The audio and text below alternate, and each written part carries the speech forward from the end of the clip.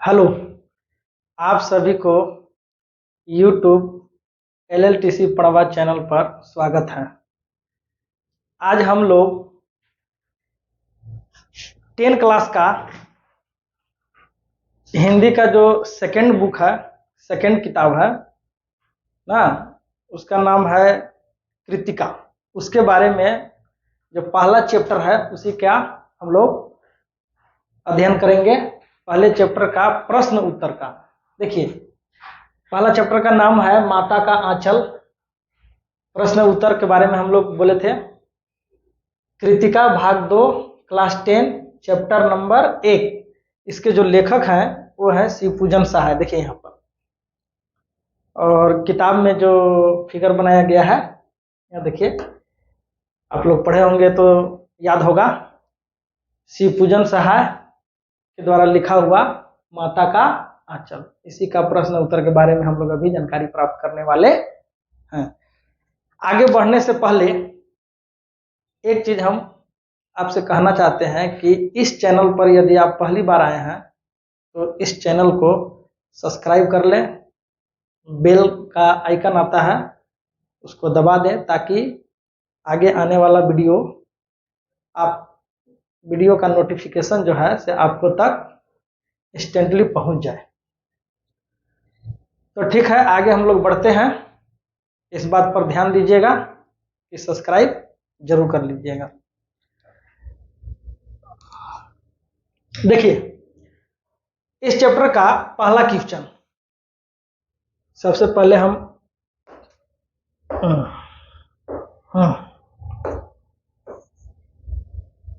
देखिए, प्रस्तुत पाठ के आधार पर यह कहा जा सकता है कि बच्चे का अपने पिता से अधिक जुड़ाव था। जुड़ाव का मतलब लगाव। फिर भी विपदा के समय वह पिता के पास न जाकर मां की शरण लेता है। जब आप चैप्टर पढ़े होंगे तो याद होगा कि एक टीले पर इन लोग कुछ खेल खेल रहे थे, पानी बीच रहे थे, वहां से एक तो सांप निकल गया था ना, उसी को देखकर इन लोग गिरते पड़ते भाग गए थे डर के मारे। और भोलानाथ जो है जब घर पर आया तो उनके पिताजी दरवाजे पर ही बैठे हुए थे।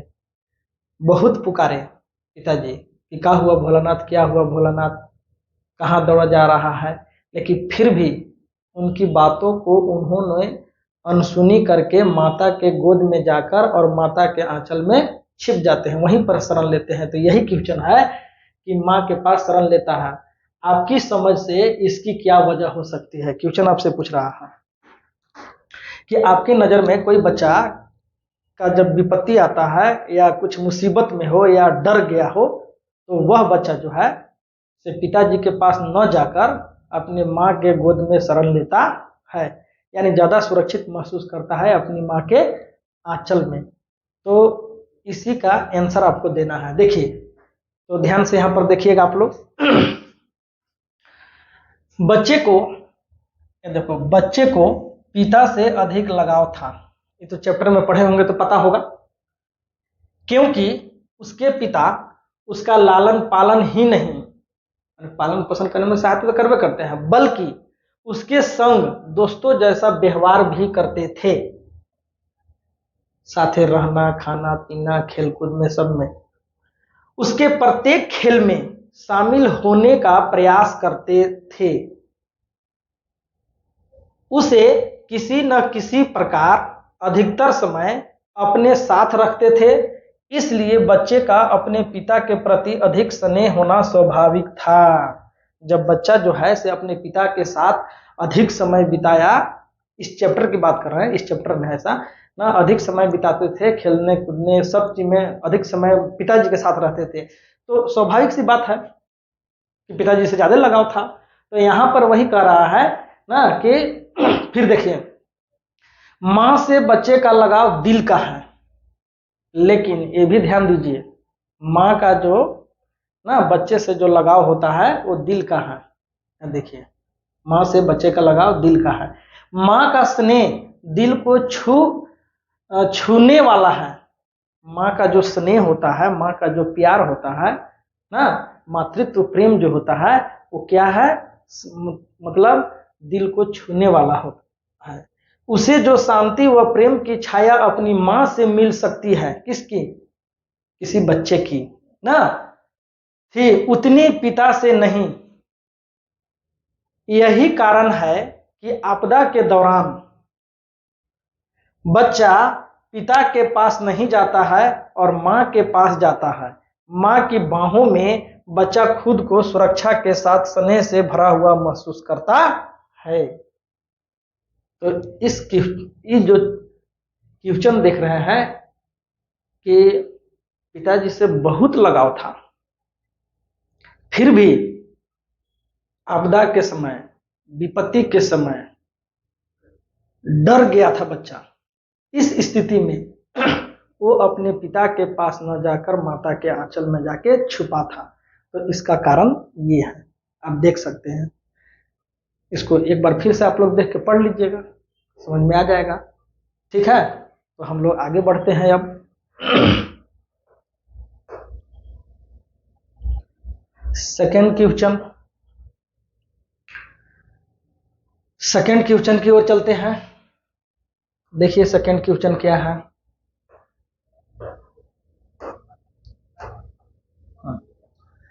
आपके विचार से भोलानाथ अपने साथियों को देखकर सिसकना क्यों भूल जाता है। देखिए VVI very very important question भी है ये, मतलब परीक्षा में ज्यादा पूछने वाला क्वेश्चन है।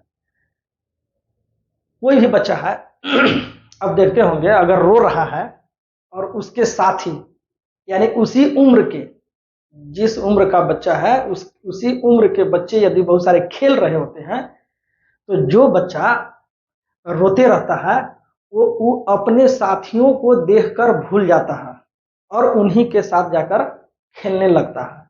तो क्वेश्चन यहाँ पर यही है कि आपके विचार से भोलानाथ अपने साथियों को देखकर सिसकना क्यों भूल जाता है। सिसकना मतलब समझ रहे हो ना, कि बच्चा बहुत देर तक रोता है तो सिसकता है, रोते रोते इसे करने लगता है। यहाँ पर भी वही है।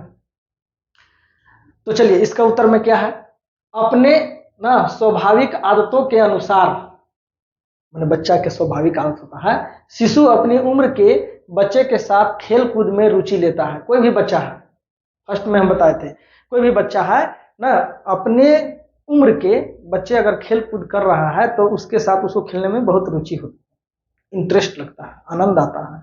और उससे अगर बड़ा बच्चा जितना उम्र का है उससे थोड़ा बड़ा रहेगा तो उसको उतना आनंद नहीं आता है। इसीलिए यहाँ पर कह रहा है कि अपने स्वाभाविक आदतों के अनुसार शिशु अपनी उम्र के बच्चों ना के साथ खेल कूद में रुचि लेता है, उसके साथ खेलना उन्हें अच्छा लगता है, बहुत अच्छा लगेगा। अपनी उम्र के बच्चों के साथ जिस रुचि से वो खेलता है वह रुचि उसे बड़ों बच्चों के साथ खेलने में नहीं होती। बड़ा बच्चा के साथ अगर उसको भिड़ा दिया जाए खेलने के लिए तो उतना इंटरेस्टेड नहीं होगा। अच्छा, ये तो हो गया फर्स्ट कारण। दूसरा कारण मनोवैज्ञानिक भी है, मनोवैज्ञानिक, साइकोलॉजिकल इसको बोलते हैं ना, क्योंकि बच्चे को अपने साथियों के बीच सिसकने में या रोने में हीनता का अनुभव होता है। अब कोई भी बच्चा है, अब मान लो कि वो रो रहा था पहले से और बच्चा बहुत सारे उसकी उम्र का खेल रहे हैं और वहीं पर जाके रोते रहता है, तो इसको अंदर से गजब लगेगा, अंदर से इसको अच्छा नहीं लगेगा कि सब खेल रहा है हम रो रहे हैं। तो ये मनोवैज्ञानिक हुआ। माने उसको हीनता का अनुभव होगा। देखिए यहाँ हीनता का अनुभव होता है। शिशु भोलानाथ जो इस चैप्टर में पढ़े थे, शिशु भोलानाथ को उसकी माँ जबरदस्ती पकड़कर सिर में तेल डालकर उसकी इच्छा के विरुद्ध उपटन कर देती है, मतलब तेल लगाती है, एक चिरवा तेल लेकर माथे पर धर देती है पूरा लगा के। तो आप जानते हैं कि बच्चे को जब इस तरीके से किया जाए ना तो बच्चा जो है से रोने लगता है। तो यहाँ पर उपटन करती है तो वह सिसकने लगता है, मतलब रोने लगता है। पिता की गोद पाकर भी उसका सिसकना बंद नहीं होता है। जब वह पिताजी लेकर बाहर निकल जाते हैं ना दुलार में, फिर भी वो चुप नहीं होता है। परंतु लेकिन जैसे ही साथियों के बीच में जाता है तो स्वभावतः सिसकियों को बंद करता है। यानी कि जैसा कि आदत होता है बच्चे का, वो बच्चा जैसे ही अपने हमजोली के पास जाता है, हम उम्र के बच्चे जो खेल रहे हैं तो उसके पास जैसे ही पहुंचता है वैसे ही उसे सिसकना भूल जाता है। वही कर रहा है कि सिसकियों को बंद करता है, छिपाने की कोशिश करता है। यही कारण है कि बच्चा भोलानाथ अपने साथियों को देखकर सिसकना भूल जाता है। देखिए, एक तो ऊपर में यहां से यहां तक देखे, देखिए यहां से लेकर यहां तक जो देखे ये फर्स्ट हो गया, इतना पर भी लिख कर, और आप ये लिख सकते हो कि सिसकना बंद कर देते हैं, और नहीं तो चाहते हैं तो पूरा भी लिख सकते हैं। तो इसको भी एक बार आप अच्छे से देख लीजिएगा। ठीक, अब हम लोग आगे बढ़ते हैं।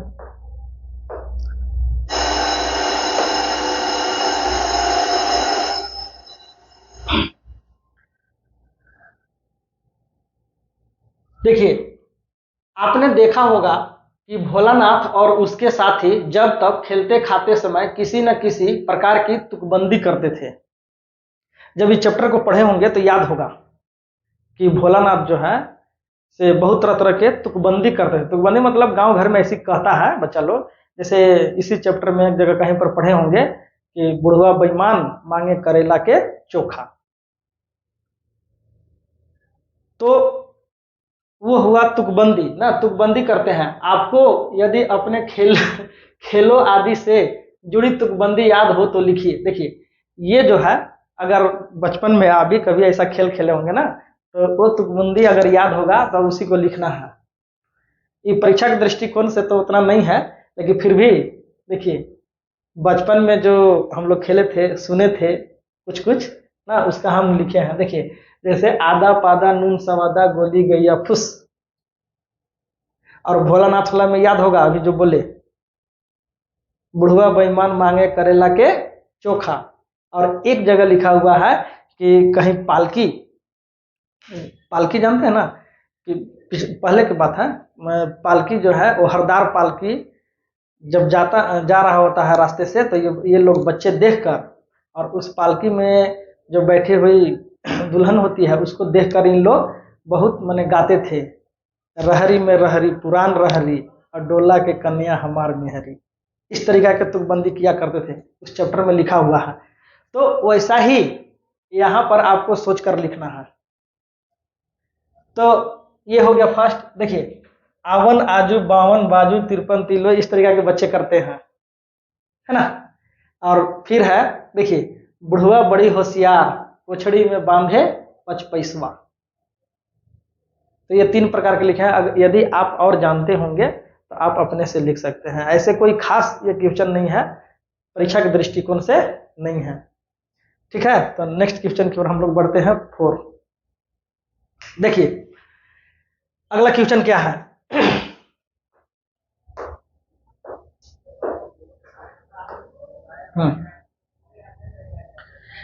भोलानाथ और उसके साथियों के खेल और खेलने की सामग्री आपके खेल और खेलने की सामग्री से किस प्रकार भिन्न है, अलग है। इस चैप्टर में, माता के आंचल जो चैप्टर है, उस चैप्टर में भोलानाथ जो है ना, से अपने आसपास के जो वस्तु होता था उसी से खेल खेलते थे। आज के जैसा वीडियो गेम, कंप्यूटर, मोबाइल ये सब पहले नहीं था। उन लोग ढिकड़े से ना, कंकड़ से, बालू से, पत्ते से, ये सब से उन लोग खेल खेलते थे। बहुत सारे बच्चे जमा हो जाते थे और खेल खेलते थे। तो यहाँ पर क्वेश्चन वही पूछ रहा है कि भोलानाथ का खेल जो पहले उन लोग खेलते थे, इस चैप्टर को पढ़े होंगे तो आपको पता होगा, और उनके साथी जो खेल खेलते थे, वो खेल और आज के जो बच्चे खेलते हैं, इस खेल में क्या डिफरेंस है, क्या अंतर है ना, कैसे भिन्न है। देखिए, भोलानाथ और उसके साथियों के खेल और खेलने की सामग्री, मैंने खेलने की सामग्री भी मैंने क्या से उन लोग खेलता था, आपके खेल और खेलने की सामग्री से किस प्रकार अलग है या भिन्न है। ठीक है, तो चलिए इसके उत्तर में देखते हैं। भोलानाथ और उसके साथियों के खेल और खेलने की सामग्री, सामग्री का मतलब जो खेलने का वस्तु होता है वही, से और हमारे खेल और खेलने की सामग्रियों में कल्पना से भी अधिक अंतर आ गया है। जितना कल्पना नहीं कर सकते हैं उतना अंतर आ गया है। भोलानाथ के समय में परिवार से लेकर दूर दराज के इलाकों तक में आत्मीयता संबंध थे, आत्मीय संबंध थे। आत्मीय संबंध मतलब एक माने व्यक्ति व्यक्ति से लगाव था, आज के जैसा कटुवादी नहीं था। आज एकल परिवार में आदमी रहना चाहता है, पहले संयुक्त परिवार में लोग रहते थे। वही कह रहा है कि आत्मीय संबंध थे, जिसके कारण खेलों में स्वतंत्रता थी। खेल कितना भी बच्चा खेले, कोई उसमें रोक टोक नहीं होता था, स्वतंत्रता थी। बाहरी घटनाओं, अपहरण आदि का कोई डर नहीं था। जैसा कि आज के डेट में आप लोग देखते हैं कि आज के डेट में अगर बच्चा बाहर कहीं पर खेल रहा है ना, घर से थोड़ा दूर भी अगर चला गया तो माँ बाप को बहुत टेंशन होता है कि ऐसा नहीं कि कोई अपहरण करके ले जाए। पहले ऐसी बात नहीं थी। खेलों की सामग्री बच्चों द्वारा स्वयं बनाई जाती थी। पहले का जो खेल बच्चे खेलते थे वो अपना सामग्री अर्थात सामग्री जो है वो खेलने का जो वस्तु है वो स्वयं बनाते थे। ऐसा नहीं कि कहीं से खरीद के लाते थे, नहीं। सामग्री कहाँ चला गया? खेलों की सामग्री बच्चों द्वारा स्वयं बनाई जाती थी और घर का बेकार सामान उनके लिए खेल की सामग्री बन जाती थी। घर में बहुत सारा रखा हुआ रहता, जैसे टीना हो गया ना, कलछी हो गया और छोटा छोटा ढक्कन जैसा चुकना हो गया, वो सब, जिससे किसी भी तरह से नुकसान की संभावना नहीं थी। घर में जो वस्तु रखा हुआ रहता था ना, बेकार पड़ा हुआ, उसमें कोई नुकसान होने का भी डर नहीं था, उसी से उन लोग खेलते थे। धूल और मिट्टी से खेलने में पूरा आनंद था। क्या देखो, धूल और मिट्टी से खेलने में क्या था? पूरा आनंद था। न कोई बंधन, न कोई भय, कोई बंधन नहीं, कोई भय नहीं, न किसी का निर्देशन। और ये भी नहीं है कि गाइड करना, जैसे बच्चे को गाइड करते हैं ना कि नहीं धूल में मत खेलो, इन्फेक्शन हो जाएगा, तरह तरह का चीज। पहले ऐसा डर नहीं था व्यक्तियों को। वही कह, खेलने में पूरा आनंद था, ना कोई बंधन नहीं था, कोई भय नहीं था, किसी का निर्देशन नहीं था। वह सब सामूहिक बुद्धिमत्ता की उपज थी, मतलब सब समूह में रहते थे, उसी का ये था। आज भोलानाथ के विपरीत खेल और खेल सामग्री और ऊपर से बड़ों की दिशा और सुरक्षा, मतलब बड़े जो हैं से बच्चे को देखते रहते हैं कि कहीं बच्चा दूर न चला जाए, कोई अपहरण न कर ले, कोई कुछ घटना घटित न हो जाए। आज के डेट में, पहले ऐसा नहीं था ना। सुरक्षा हर समय सिर पर हावी है। आज खेल के समान स्वनिर्मित के बजाय, मतलब अपने से न बनाते ना, स्वनिर्मित माने अपना से बनाना के बजाय बाजार से खरीदे जाते हैं। बच्चे का खिलौना, आजकल का जो खिलौना ना बाजार से खरीद के लाए जाते हैं। खेलने की सीमा भी निर्धारित की जाती है कि इतना ही दूर तक आपको खेलना है। बच्चे को आज के डेट में माँ बाप जो है से एक बंधन बांध दिया कि इतना दूर से ज्यादा नहीं जाना है, डर है ना, इसलिए कोई स्वतंत्रता नहीं है। वे धूल और मिट्टी से परिचित नहीं होता है। इस कारण से ना पहले का खेल जो भोलानाथ खेलते थे और उनके साथी, और आज के खेल में कितना डिफरेंस आ गया है।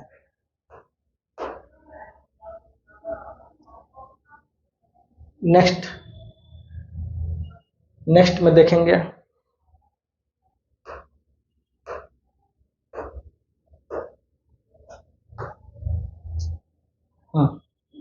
देखिए, पाठ में आए ऐसे प्रसंगों का वर्णन कीजिए जो आपके दिल को छू गया हो।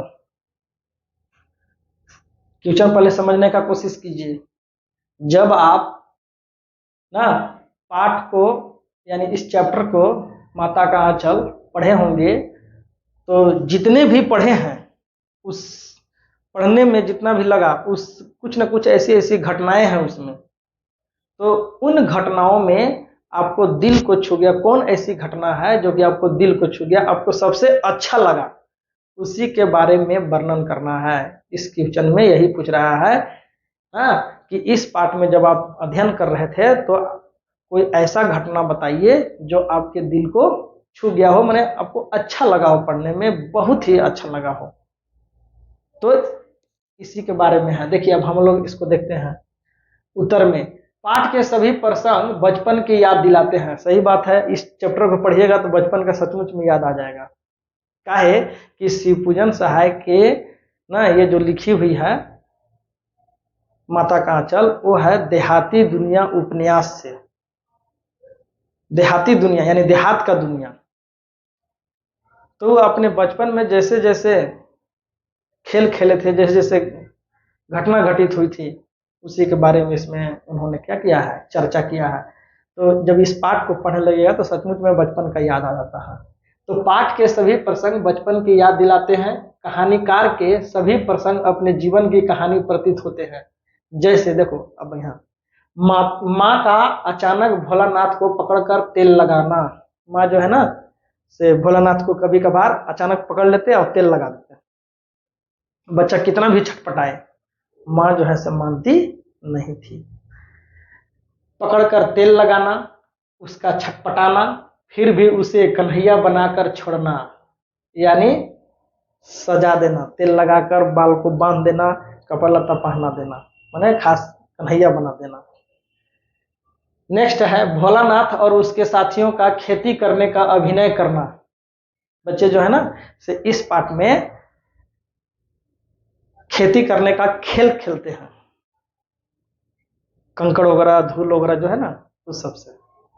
तो वही कर रहा है, भोलानाथ और उसके साथियों का खेती करने का अभिनय करना, खेती की पैदावार कितना पैदा हुआ उसका राशि, यानी कि जैसे सचमुच में रियल में किसान लोग जब खेती करता है तो उसका एक आंकड़ा बांधता है कि इस वर्ष इतना का हमारे पास हुआ उत्पादन और इतना पैसा लगा और इतना का उत्पादन हुआ। उसी प्रकार से बच्चे भी खेल खेले थे, तो उसी में पैदावार का राशि को तौलना, इसी बीच बाबूजी का आना और सारी राशि को छोड़कर हंसते हुए वहां से भाग जाना। बटोही, देखिए बटोही माने राहगीर, बटोही का मतलब हुआ राहगीर। सांस्कृतिक कार्यक्रम को देखते रह जाने का प्रसंग दिल को छू जाता है। कहने का मतलब यह हुआ कि बच्चे जो है से ऐसे ऐसे खेल खेलते थे कि बटोही अर्थात राहगीर भी उन बच्चों को खेल को देखने के लिए थोड़ा सा ठिठक जाते थे, रुक जाते थे मतलब, और वो लोग देखकर मतलब आनंद लेते थे कि देखो बच्चा कितना अच्छा खेल खेल रहा है। यहाँ पर वही कर रहा है। चलिए सेकंड हो गया। थर्ड में है भोलानाथ और उसके साथियों का टिल्ले पर चूहे का बिल देख पानी उलीचना, माने पानी को उबीचना, बिल से चूहे की जगह सांप निकलना, फिर तो बच्चों का डरना, इधर उधर कांटों में भागना, भोलानाथ का माँ के आंचल में जाकर छुप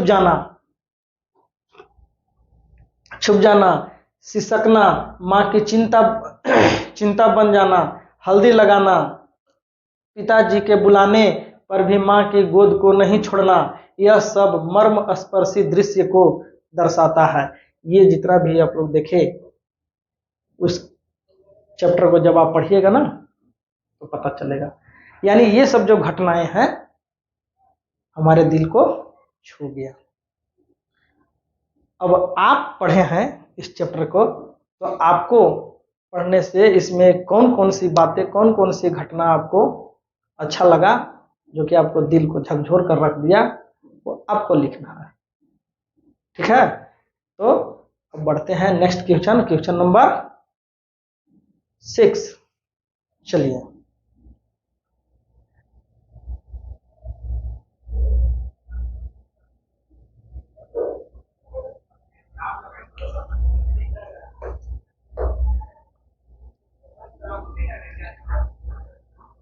क्वेश्चन नंबर 6 में देखिए, इस उपन्यास अंश में 30 के दशक 1930 के आसपास के ना, 30 32 31 यही 30 के दशक की ग्राम्य संस्कृति का चित्रण है। आज की ग्रामीण संस्कृति में आपको किस तरह के परिवर्तन दिखाई देते हैं। कहने का मतलब कि जिस समय इसको लिखा गया था, इस किताब को, यानी देहाती दुनिया उपन्यास जो शिवपूजन सहाय लिखे हैं, उसी में से एक भाग को 10 क्लास में पढ़ने के लिए दिया गया है। तो 10 क्लास का जो किताब है लिखा गया है, इसकी बात नहीं कर रहे हैं। जो यह उपन्यास लिखे हैं, जिस समय उपन्यास लिखा गया तो उस समय 30 के दशक था, यानी 1930 के आसपास। उस समय की हमारे ग्राम्य संस्कृति, माने गांव घर की कैसी संस्कृति थी, रहन सहन चाल चलन कैसे था, तो कैसे रहते थे उसके बारे में, और आज आज के डेट में जो हमारा है ना, ग्रामीण संस्कृति में कैसा परिवर्तन हो गया है, उसी के बारे में इसमें चर्चा करना है। क्या बदलाव हुआ है, क्या नहीं बदलाव हुआ है। देखिए, तो आज के समय की ग्रामीण रहन सहन को देखकर और इस उपन्यास के पाठ को पढ़कर ऐसा लगता है कि कितनी अच्छी रही होगी वह समूह संस्कृति जो आपसी स्नेह और समूह में रहने का बोध कराती है। थोड़ा सा देखिए, उस समय क्या था कि सब समूह संस्कृति यानी कि सामूहिक रूप से रहते थे ना, आपस में स्नेह था, समूह में रहने का बोध था, बोध कराती थी उस समय। जो पढ़िएगा तब पता चलेगा। आजकल इस प्रकार के दृश्य दिखना मुश्किल है, ऐसा नहीं मिल रहा है आजकल। अतः सभी अभी के ग्रामीण संस्कृति में आए परिवर्तन के कारण वे सभी मनमोहक दृश्य नहीं दिखाई देते हैं जो पहले दिखाई देते थे, जो 30 के दशक में रहे होंगे। 30 के दशक में जो दृश्य रहा होगा ना, वो अभी के डेट में नहीं होता। जैसे देखिए यहाँ पर है, आज घर बहुत छोटे हो गए हैं, घर बहुत छोटे हो गए हैं। घरों के आगे बनाए जाने वाले चबूतरों का जो प्रचलन था वह अब समाप्त हो गया है, अब ऐसा नहीं है। नहीं बोले कि आज के डेट में लोग जो है से एकल परिवार में रहना चाहते हैं, अलग अलग रहना चाहते हैं, सामूहिक रूप में नहीं रहना चाहते हैं। नेक्स्ट, आज परिवारों में एकल संस्कृति ने जन्म ले लिया है। एकल संस्कृति माने अकेले रहने का, जिससे समूह में बच्चे अब दिखाई नहीं देते हैं। जब अकेले रहने का सब कोई कर लिया है तो बच्चे जो है से समूह में रहेंगे कैसे। आज बच्चों के खेलने की सामग्री और खेल बदल चुके हैं, ध्यान देना, खर्चीले खेल हो गए हैं। मतलब बाजार से जब खरीद के लाएंगे तो वो ज्यादा महंगे हो गए हैं। पहले क्या था, पहले तो धूल मिट्टी कंकड़ पत्ते ये सबसे खेल खेलते थे, जिसमें कोई चार्ज नहीं, कोई पैसा नहीं लगता था। लेकिन आज के डेट में बहुत सारा पैसा लगता है। आजकल के नए जमाने के लोग बच्चे को धूल मिट्टी से बचाना चाहते हैं, ये भी देखिए, ठीक है। आजकल के जो लोग हैं वो धूल मिट्टी से बच्चे को क्या करना चाहते हैं, बचाते हैं कि कहीं इन्फेक्शन न हो जाए, कहीं कुछ प्रॉब्लम न हो जाए। पहले ऐसा नहीं था। आजकल घरों के बाहर ज्यादातर मैदान भी नहीं रहे, लोग इतना बढ़ गए हैं, जनसंख्या इतना बढ़ गई है कि घर के अगल बगल कहीं बड़ा सा फील्ड नहीं है। लोग अब छोटे से डिब्बे के समान घरों में रहने लग गए हैं। देखिए, छोटा सा घर, छोटे से घर में रहने लगे हैं। तो यही है, यानी 30 के दशक में और आज की ग्रामीण संस्कृति में क्या क्या अंतर दिखाई पड़ा, इसकी चर्चा इसमें की गई है। इसको भी एक बार आप लोग को फिर से वीडियो को रोक कर आप इसको पढ़ सकते हैं, अच्छे से समझ सकते हैं। ठीक है, अगला 7th क्वेश्चन अब चलते हैं हम लोग।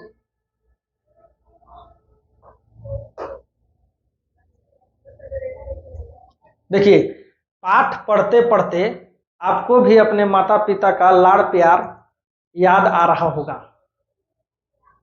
जब इस चैप्टर को पढ़िएगा ना तो आपको बचपन का दिन याद आएगा, और अपने माता और पिताजी से जो आपको प्रेम मिला है ना, प्यार मिलता था, लाड़ प्यार ना, जब आ रहा होगा तो वो जो है से जीवंत हो उठता है, जिंदा हो उठता है, याद आने लगता है कि हमारे साथ भी ऐसा हुआ था।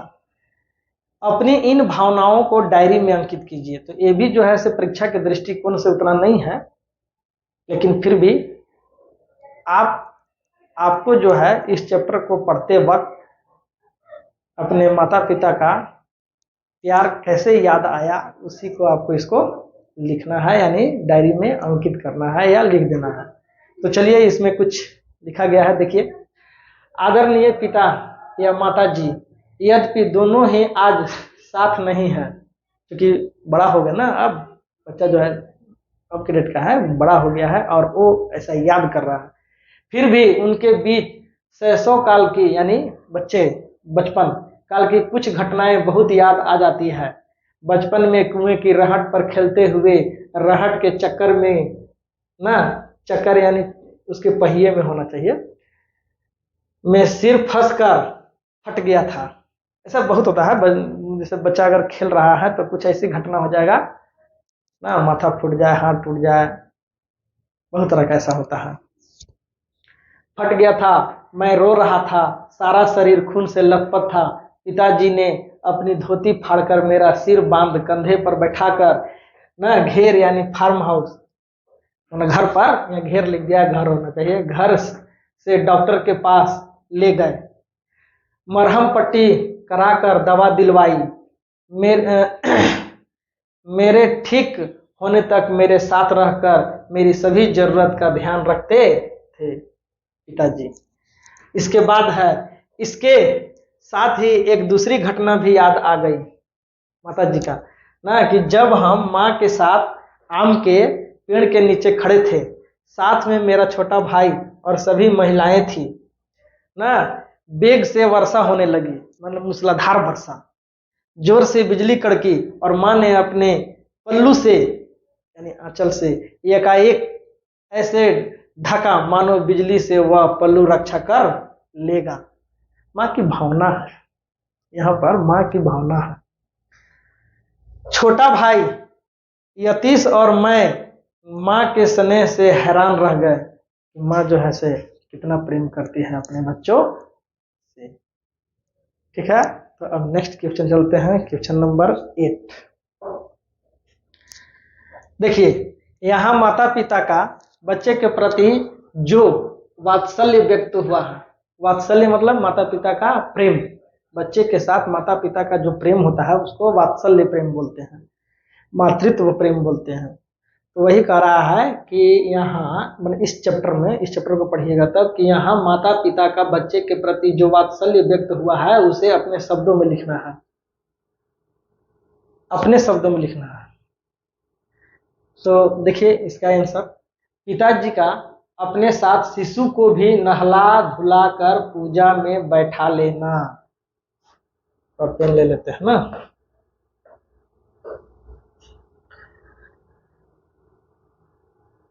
देखो, पिताजी का अपने साथ शिशु को भी नहला धुला कर पूजा में बैठा लेना, माथे पर भभूत लगाना। भभूत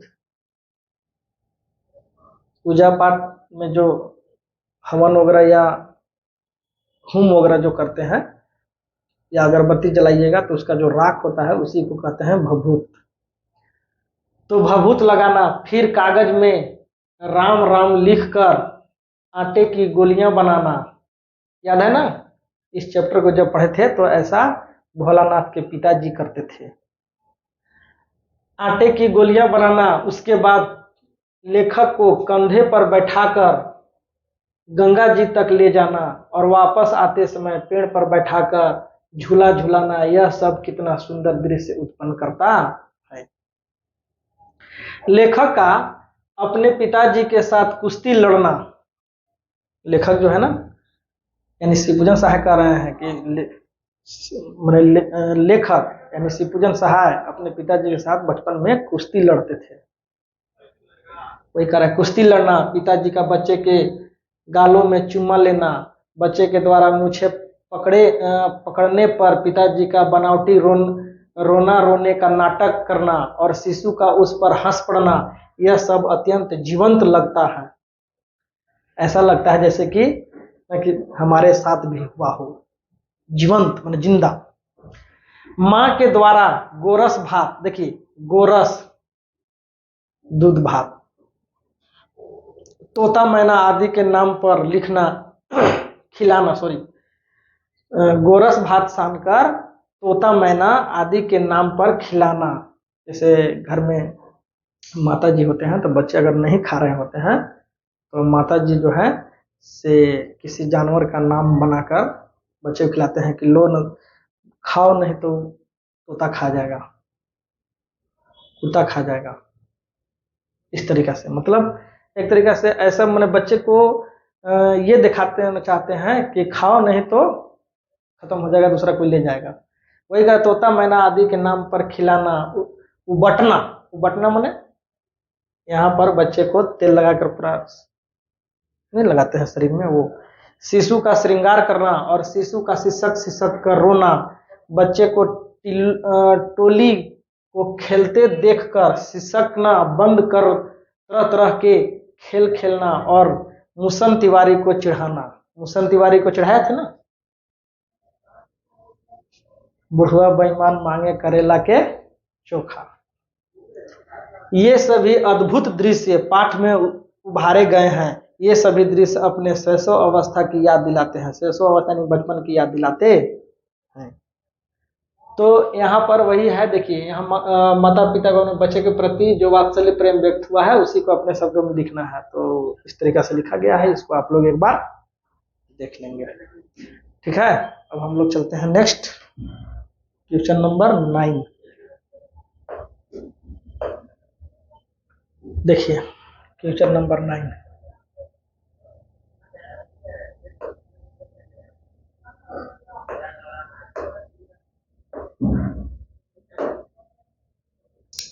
क्या है? माता का अंचल शीर्षक की उपयुक्तता बताते हुए कोई अन्य शीर्षक सुझाइए। इस चैप्टर को जब आप पढ़े तो आपको ऐसा कुछ आभास हुआ या कुछ ऐसा अनुभव हुआ कि इस चैप्टर का शीर्षक जो है से माता के आंचल न होकर कोई दूसरा होना चाहिए, या माता का आंचल ही ठीक है तो क्यों ठीक है, माने इसकी क्या उपयुक्तता है, इसी पर चर्चा करके ठीक है तो यही क्यों ठीक है, क्या इसकी उपयुक्तता है, और नहीं तो फिर कोई दूसरा सुझाइए, आपको सुझाना है। देखिए, तो भोलानाथ का अधिकांश समय पिता के समीप में बिताता है, तो जानते हैं, चैप्टर पढ़िएगा तब उसमें पता चलेगा। प्रातः उठकर नहलाना धुलाना, पूजा में बैठना, गंगा तक कंधे पर ले जाना, यहाँ तक बच्चे के हर खेल के अंत में शिशु के साथ पिता की उपस्थिति रही है, ये भी है। और फिर क्या है, ऐसा लगता है कि पिता भोलानाथ का संबंध शिशु से व्यक्ति और छाया का है। भोलानाथ का मां के साथ संबंध दूध पीने तक का रह गया है। इस चैप्टर को जब पढ़िएगा ना तो ऐसा लगेगा कि पिताजी के साथ ज्यादा वक्त बिताते थे और माताजी के साथ केवल दूध पीने तक का नाता रहता था। अंत में सांप से डरा हुआ बालक भोलानाथ पिता को हुक्का गुड़गुड़ाता पहले देखकर भी माता की शरण में जाता है। पहले जो क्वेश्चन हम लोग देखे थे उसमें क्लियर किए थे, शरण में जाता है और अद्भुत रक्षा और शांति का अनुभव करता है। यहाँ भोलानाथ पिता को अनदेखा कर देता है, मतलब पिताजी के पास नहीं जाता है, बराबर पिताजी के साथ ही रहता था, लेकिन जब ऐसी परिस्थिति आई, ऐसी आपदा आई, उस समय अपने पिताजी को अनदेखा करके माता के गोद में चला गया था। जबकि अधिकांश समय पिता के सानिध्य मतलब हमेशा नजदीक रहना, सानिध्य में रहता है। इस आधार पर माता का आंचल सटीक शीर्षक है, यानी कि ये जो माता का आंचल शीर्षक है वो सटीक है, सही है, बढ़िया है, इसमें कोई अंतर, कोई दिक्कत वाली बात नहीं है। हाँ, दूसरा और कह सकते हैं, दूसरे और भी शीर्षक हो सकते हैं, जैसे यहाँ पर देख सकते हो, हम माता पिता का सानिध्य, यानी माता पिता के सानिध्य, नजदीकी जिसको बोलते हो। फिर ये हो सकता है बचपन के वे दिन, या ये हो सकता है बचपन की मधुर स्मृतियां, माने बचपन की यादें, वही हुआ बचपन की मधुर स्मृतियां। तो ये हो गया आपका 9। अब हम लोग चलेंगे 10।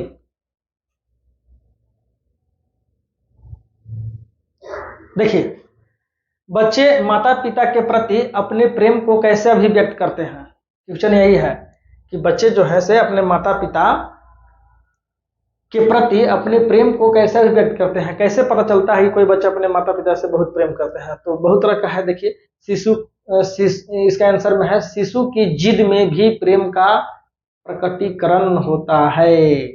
बच्चे जब कोई भी वस्तु को खरीदने के लिए माँ को या पिताजी को कहते हैं ना, हमको वो चीज चाहिए तो चाहिए, तो वो जो प्रकट करता है वो भी समझिए कि प्रेम है। ना। शिशु की जिद में भी प्रेम का प्रकटीकरण है। शिशु और माता पिता के सानिध्य में यह स्पष्ट करना कठिन होता है कि माता पिता का स्नेह, देखिए शिशु और माता पिता के सानिध्य में रहकर यह स्पष्ट करना क्या होता है, कठिन होता है कि माता पिता उसे प्रेम करते हैं कि नहीं करते हैं।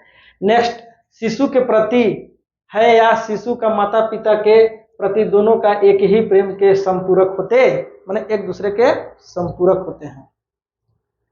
नेक्स्ट, शिशु की मुस्कुराहट, शिशु को उनकी गोद में जाने की ललक, मतलब अगर मान लो किसी के यहाँ कोई बच्चा जो है से किसी दूसरे आदमी की गोद में है, और अगर अपने माँ को या अपने पिताजी को अगर बच्चा देख लेता है तो फटाक से अपने माता जी के पास या अपने पिताजी के पास दौड़ पड़ता है। तो इससे पता चलता है कि बच्चा जो है अपने माँ बाप से बहुत अधिक लगाव रखता है। ललक उसके साथ विविध क्रीड़ाएं करके अपने प्रेम के प्रकटीकरण करते हैं। माता पिता की गोद में जाने के लिए मचलना उसका प्रेम ही तो होता है।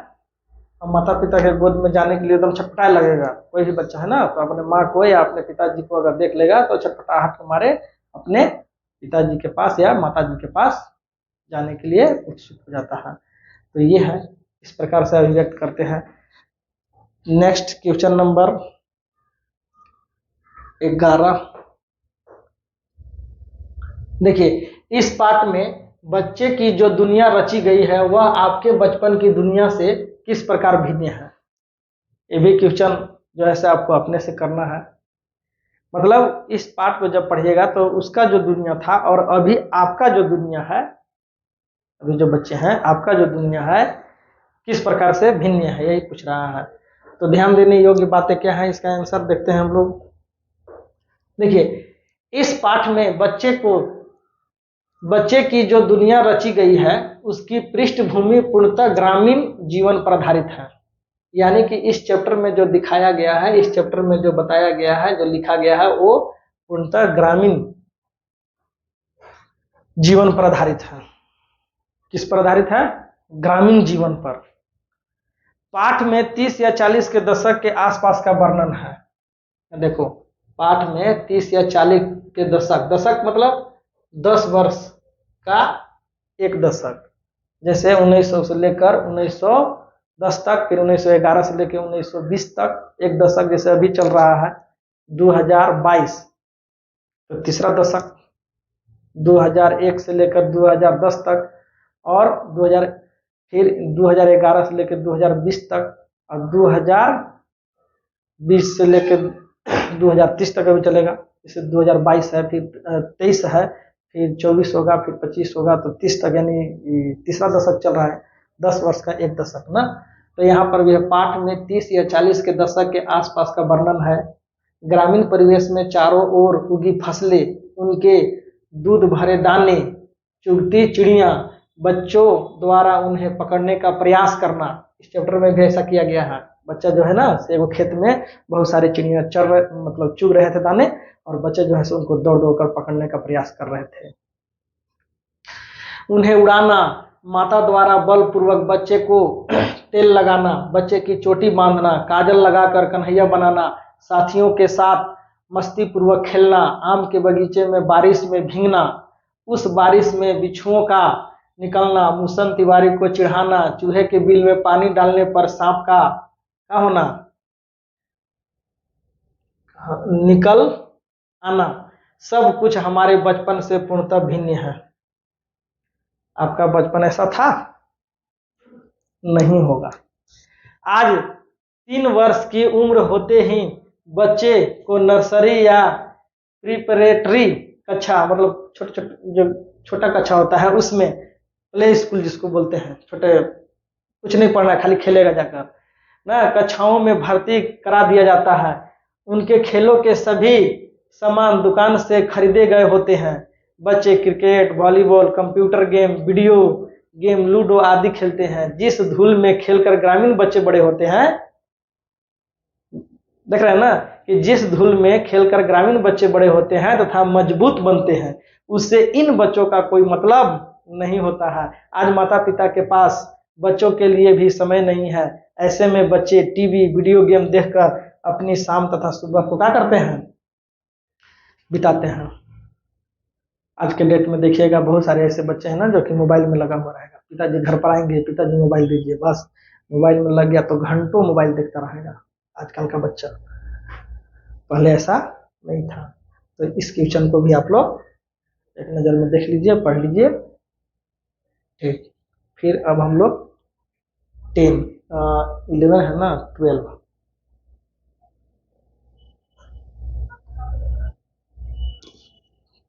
खत्म। हाँ, तो देखिए चैप्टर खत्म हो गया।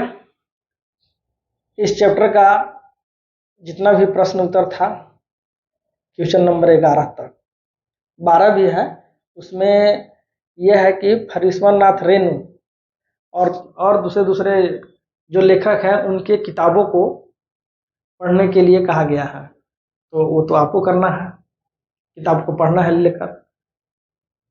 तो माता का आंचल का जितना भी 11 क्वेश्चन था वो टोटले आज हम लोग कवर कर दिए। उसका प्रश्न और उत्तर को सोल्व कर दिए। तो हम लोग यह जो वीडियो है यहीं पर स्थगित करते हैं, रोकते हैं और फिर मिलते हैं। अगला जो चैप्टर है वो पद, सूरदास की लिखी हुई पद क्षितिज, क्षितिज जो है बुक का पहला चैप्टर का हम लोग प्रश्न उत्तर को देखेंगे। ठीक है, तो फिर हम लोग अगले वीडियो में मिलते हैं। लेकिन एक बार फिर से हम आप लोगों को ये कहना चाहते हैं कि इस चैनल को सब्सक्राइब कर लें ताकि आगे आने वाले वीडियो का नोटिफिकेशन जल्दी से आपको मिल जाए, और लाइक भी कर दें। तो ठीक है, थैंक यू। अगले दिन फिर अगले वीडियो में मिलते हैं।